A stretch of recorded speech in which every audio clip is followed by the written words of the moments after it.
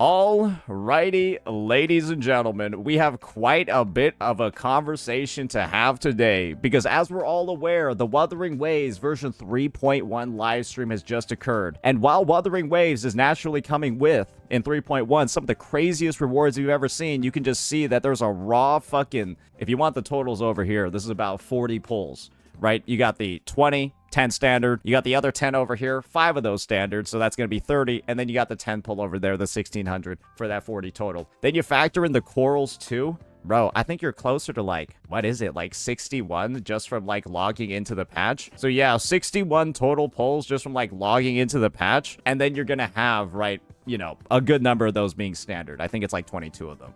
But otherwise, well, it's like 40, 42, something like that. That's pretty solid, right? But there is something else in this patch that a lot of individuals have been talking about, looking past the free-to-play rewards to instead just say that this patch is predatory. And that is the existence of a spending event. And so when it comes to spending events, naturally, I've been an individual that's been on the front lines on the matter. Whenever there's been a Hoyoverse title that's had a spending event, I've been making sure to call it out. And now, Wuthering Waves has had theirs. Let me direct you, though, to a statement that I made 3 weeks ago, when Zenless Zone 0 in version 2.5 had their spending event.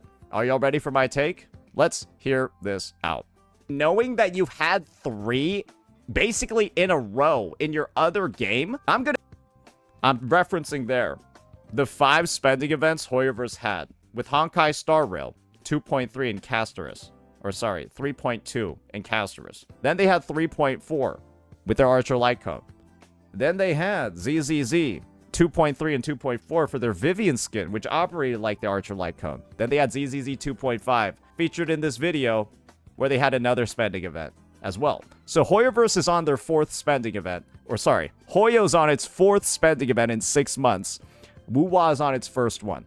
Basically in a row in your other game. I'm gonna be honest, and this is what I said after Hoyo's 4th one, before WuWa's first. Hoyoverse is legitimately ruining the gacha space. Because now, I can comfortably say, I can't even blame any other developer for putting in spending events in their games in the future too. Because you want to know why? How can they not consider it when these fuckers at Hoyoverse have literally spammed 5 in the past 6 months? They are setting such an awful, terrible standard in the space that is literally making every game actively worse, even if they're not doing anything. Because you want to know what this does?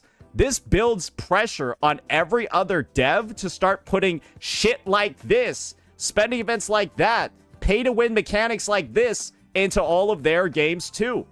Because even the biggest creator in the space is bending and doing that to get a shortcut, instead of actually making a good fucking game.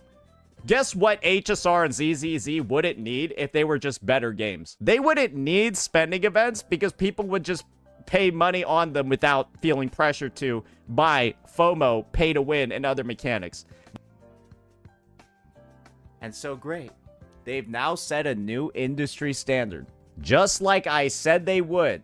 Because that's what occurs when the biggest gacha developer in the space does 4 spending events in the span of 6 months. And so, if you want somebody to blame for this happening, you know literally who to blame.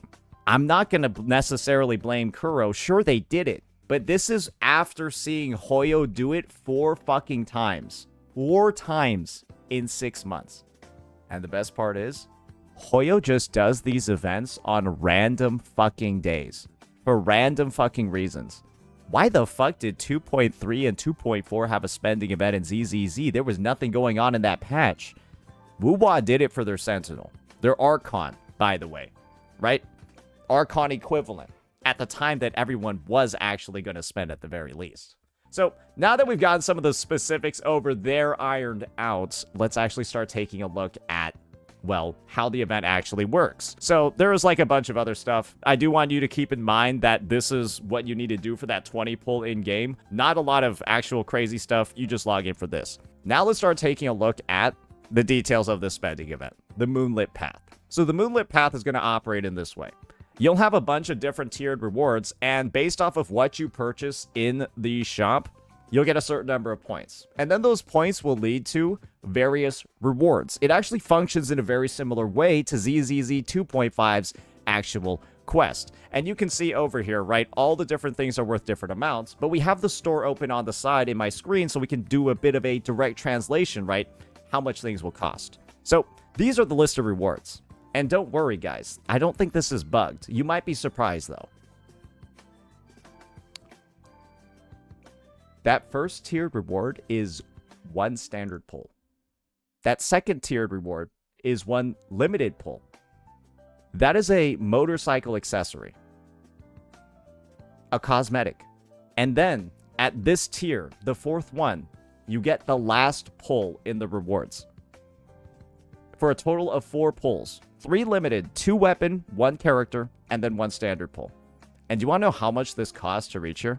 Let me show you. $30. If you are looking at this from a FOMO perspective of, my golly gee, Kuro's being giga predatory from the perspective of they're really trying to influence people to spend, pressure them to spend. If you spend $30, congratulations, ladies and gentlemen. You will gain the equivalent of 4 pulls in-game from the spending event. Is this predatory or is it a scam? Because it cannot be both. It can't be predatory and it can't be a scam at the same time. Which one is it? Because if we're going to call this predatory, we're saying that $30 for 4 pulls is an incredible deal that a lot of people are going to get baited into. We realize this, right? That is the take here. Or is it a scam where you might as well not even factor this in to your decision to spend money on the game? Because if you are, holy shit, what a crazy way to make decisions in your life where a 4 pulls for $30 actively influences the type of decision that you make when it comes to spending in this game. There's no way, right? It's fucking ridiculous. That doesn't make any goddamn sense at all. So there's nothing really to talk about over here, right? It's a complete piece of shit spending event. But a piece of shit spending event is unironically one of the most player-friendly things you can have. Because no one's gonna look at this and be jealous. What? Oh, think about all the poor free-to-plays that won't be able to get this, that won't be able to pay $30 for the privilege of 4 pulls. Oh, well, think about the free-to-plays that won't be able to spend for this. No, you're thinking bad for the players that spent thinking it was a deal. You feel bad for the people that got scammed. And that's the exact opposite from this conversation, right? Where you want to take a look at some of the incredible deals Hoyoverse has had in the past. You want to take a look at some of the incredible deals, ladies and gentlemen? They gave out incredibly wide selection, right? They got the character and the weapon. Yeah, they got the character and the weapon here available for the spending event, right? You want to know what we have in Wuthering Waves? You got the character at like $150, by the way, but you can't even like get their weapon. And you want to know what the real bait for it is? It's entirely, literally just for whales. You want to know why? Because in the fine print, you can choose to claim 1 of 3 resonators, or alternatively receive 8 transducers. And you might be wondering, what are these transducers? I'll tell you what transducers are. They are a way for you to re-roll your echoes. And some people are freaking out about this, right? Because transducers basically operate in this way. They weren't really covered in the live stream, unfortunately. But transducers essentially are, you are able to lock substats. And you'll be able to re-roll the rest of the substats on an echo. And the more substats you lock, the more transducers something's cost. So for example, right, if you have a piece over here that's like this, right? Let's just take a look at some of my god roll pieces. I've got a lot of them, right? Because I build great characters. If I wanted to transduce this piece, right, I would probably lock these 4 and then try to re-roll this 50 into a Resonance Liberation damage percent roll, right? That would cost me about 3 transducers to roll it a single time into a completely random stat because I'm locking 4 of the other ones. And so, ironically enough, it gets way more expensive. You'll get 2 rolls on a 4 out of 5 echo piece. 2 rolls with 8 of them.